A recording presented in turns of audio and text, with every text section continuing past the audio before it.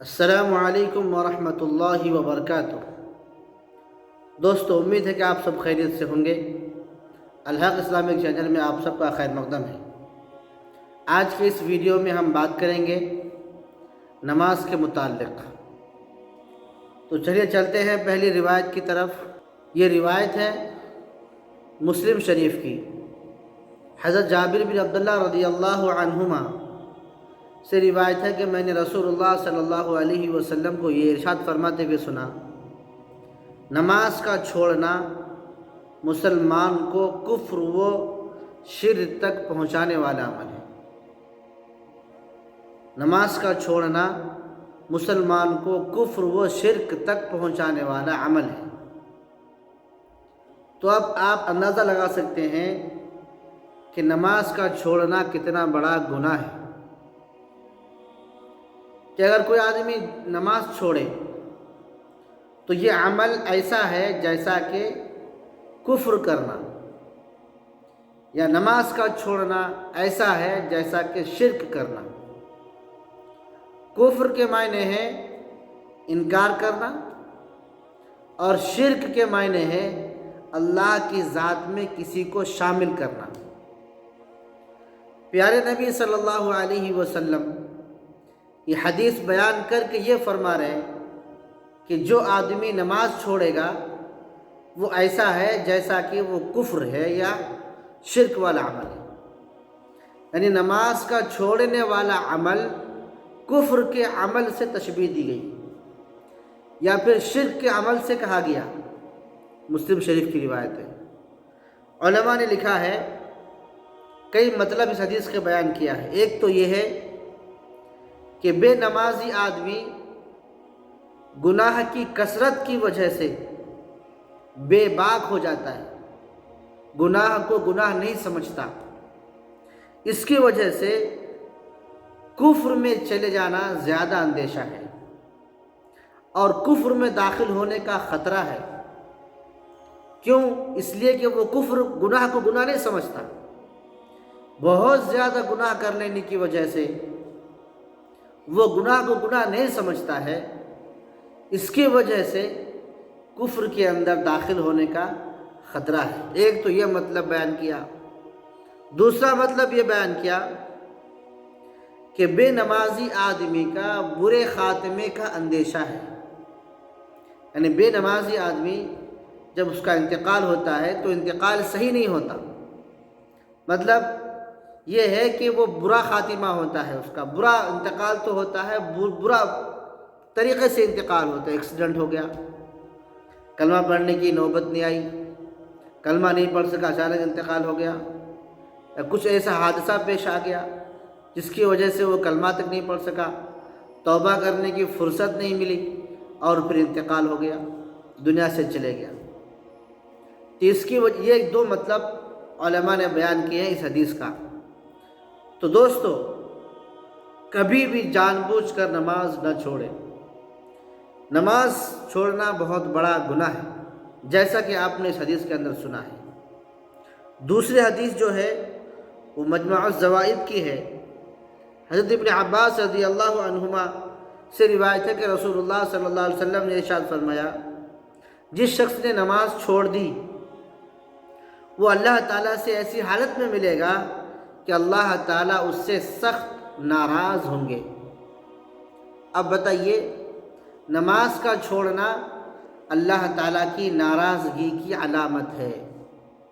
اگر کوئی نماز چھوڑ دے رہا اور پھر وہ یہ سمجھ رہا کہ بس میں خوش ہوں، دوستو افسوس کرنا چاہیے، کیونکہ قیامت کے دن بے نمازی آدمی اللہ تعالیٰ سے اس حالت میں ملیں گے کہ اللہ تعالیٰ ان سے سخت ناراض ہوں گے۔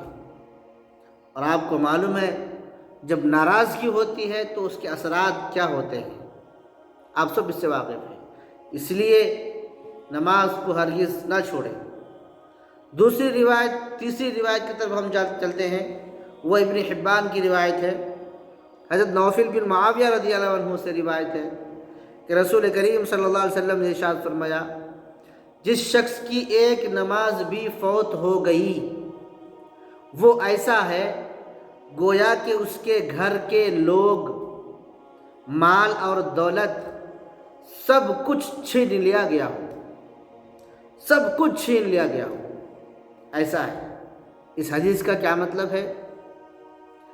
جیسا کہ کوئی آدمی تھوڑی دیر کے لیے باہر گیا اور پھر گھر میں آ کے دیکھا تو اس کی بیوی بچے نہیں ہیں، گھر میں کوئی اور قبضہ کر کے بیٹھا ہے، اس کے بیوی بچے کو اپنے غلام بنا لیا اور گھر میں اپنا قبضہ کر لیا، تو تھوڑی دیر کے لیے تھوڑی امیجن کریے، تصور کیجئے، اپنے ذہن میں سوچئے کہ اس آدمی کی حالت کیا ہوگی اور اس پر کیا بیت رہا ہوگا اور وہ کیا سوچ رہا ہوگا۔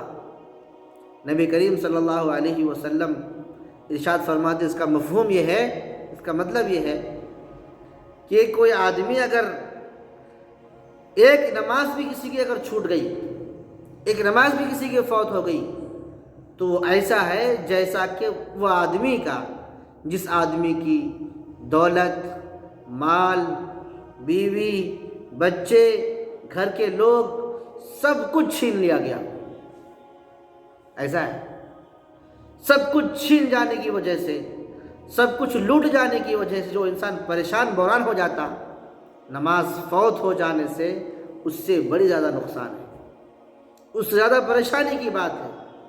لیکن آج ہم نماز چھوڑ دیتے ہیں، ہمارے پیشانی میں بل تک بھی نہیں آتا۔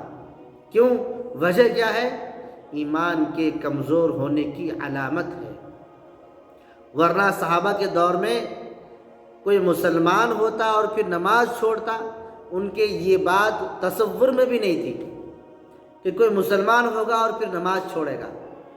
آج تو ہمارے کانوں میں 5 وقت کی صدائیں آتی ہیں، مؤذن کی آواز ہمارے کانوں تک پہنچتی، حی علی الصلاۃ، آؤ نماز کی طرف، آؤ نماز کی طرف، اور ہم ہیں کہ بس اپنے کاموں میں مصروف ہے۔ کوئی دیکھو تو ٹی وی دیکھنے میں مصروف ہے، کوئی دیکھو تو کھانا بنانے میں مصروف ہے، کوئی دیکھو تو اپنے کاروبار کو سنبھالنے میں مصروف ہے۔ اللہ کو یاد کرنے کے لیے اللہ کے مسجدوں میں آنے کو ہم تیار نہیں ہیں۔ تو پیارے دوستو، پیارے آقا حضرت محمد مصطفیٰ صلی اللہ علیہ وسلم نے ارشاد فرمایا کہ ایک وقت کی نماز کسی کی اگر فوت ہو گئی تو گویا ایسا ہے کہ اس کے مال، گھر والے سب کچھ چھین لیا گیا۔ چلتے ہیں چوتھی روایت کی طرف۔ حضرت عمرو بن شعیب، یہ بہت ہی اہم روایت ہے اور بہت امپورٹنٹ حدیث ہے، یہ ابو داؤد شریف کی روایت ہے، ذرا اس کو غور سے سنیے اور یہ بات ضرور دوسروں تک ضرور پھیلائیے۔ حضرت عمرو بن شعیب اپنے باپ اور دادا کے حوالے سے روایت کرتے ہیں کہ رسول اللہ صلی اللہ علیہ وسلم نے ارشاد فرمایا، اپنے بچے کو 7 سال کی عمر میں نماز کا حکم کرے۔ جب بچے کی عمر، بچہ ہو یا بچی ہو، جب ان کی عمر 7 سال کو پہنچ جائے تو ان کو نماز کا حکم کرے کہ او بچے نماز پڑھیے، او بچی میری نماز پڑھو۔ سب کو جب 7 سال کی عمر کو ہو جائے نماز کا حکم کرے۔ 10 سال کی عمر کو جب پہنچ جائے اور نماز نہ پڑھنے کی وجہ سے انہیں مارے۔ اس حدیث میں دیکھیے نبی پاک صلی اللہ علیہ وسلم کیا فرما رہے ہیں، جب 10 سال کی عمر کو بچہ پہنچ جائے اور پھر بچہ نماز نہ پڑھے تو ان کو مارے۔ اس حدیث کے اندر یہ بات بھی بتائی گئی کہ مارنے سے مراد ایسا نہ مارے کہ جس سے کچھ اعضاء میں نقصان پہنچ جائے، چہرے پر نہ مارے، ہلکا سا مارے تاکہ بچے میں ڈر بھی ہو کہ نہیں میرے والد صاحب یا میری والدہ نماز نہ پڑھنے پر سختی کرتے ہیں، یہ بچے کے اندر خوف پیدا ہو اور بچہ نماز پڑھنے لگے۔ خوف تو اللہ کا بٹھانا ہے، بس ادب کے لیے، تربیت کے لیے بچوں کو بتانا ہے اور ہلکا سا بچے کو مارنا ہے۔ کب؟ جب بچے کی عمر 10 سال کو ہو جائے۔ اور مزید حدیث بیان کرتے ہوئے پیارے نبی صلی اللہ علیہ وسلم نے ارشاد فرمایا، اور جب بچہ 10 سال کی عمر کو پہنچ جائے تو بھائی اور بہن کے بستر کو الگ الگ کر دیا جائے۔ 10 سال کی عمر کو پہنچنے کے بعد بھائی بہن کو ایک جگہ نہ سلائے، کیونکہ بلوغیت کی علامت یہاں سے ہونی شروع ہوتی ہے، بلوغیت کی علامات ظاہر ہونا شروع ہوتے ہیں اور بچوں کے اندر سمجھداری آنی شروع ہوتی ہے۔ اس لیے بچے کے بستر الگ کر دیے جائے، بچوں کے بستر الگ کر دیے جائے، سب کے بستر الگ الگ کر دیے جائے۔ پیارے نبی صلی اللہ علیہ وسلم کی اس حدیث پر قربان جائیے۔ آپ نے کیسی خوبصورت حدیث بیان کر دی، اور آپ نے کیسے حسن معاشرت والی حدیث بیان کر دی، اور کیسے ایک ایسا گھرانہ، ایسا گھر کے اندر ماحول آپ نے فرمایا، بنانے کے لیے کہا کہ جب بچہ 7 سال کی عمر کو ہو جائے تو بچوں کو نماز کے لیے کہا جائے۔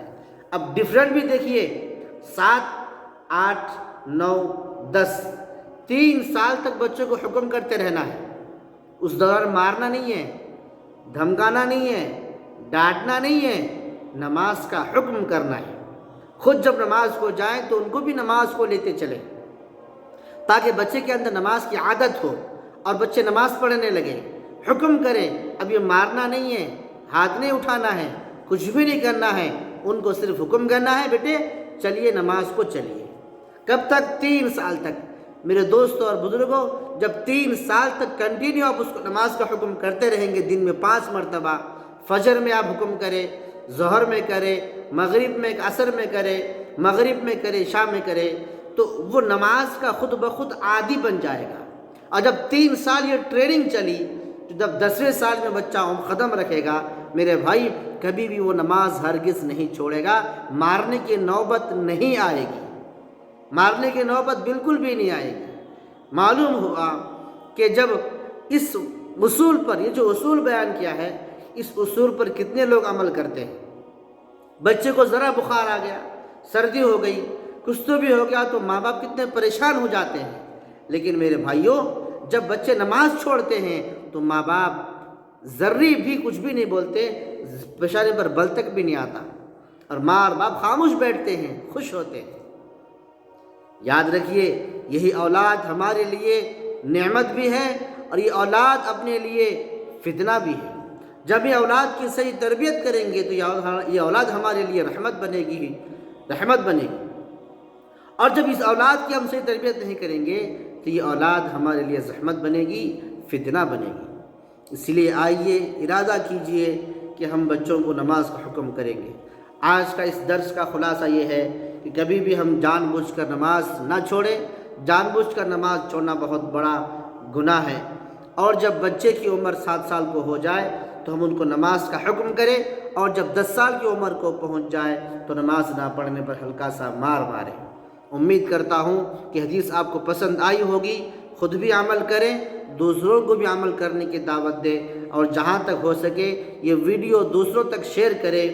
شاید آپ کے کہنے پر، آپ کے شیئر کرنے پر کوئی اس پر عمل کر لے تو انشاءاللہ اس کے لیے اجر عظیم ہے۔ اور آپ حضرات سے گزارش، جو بھی ہمارے چینل میں نئے ہیں ان سے گزارش ہے کہ ہماری اس چینل کو ضرور سبسکرائب کریں، لائک اور شیئر کریں۔ السلام علیکم ورحمۃ اللہ وبرکاتہ۔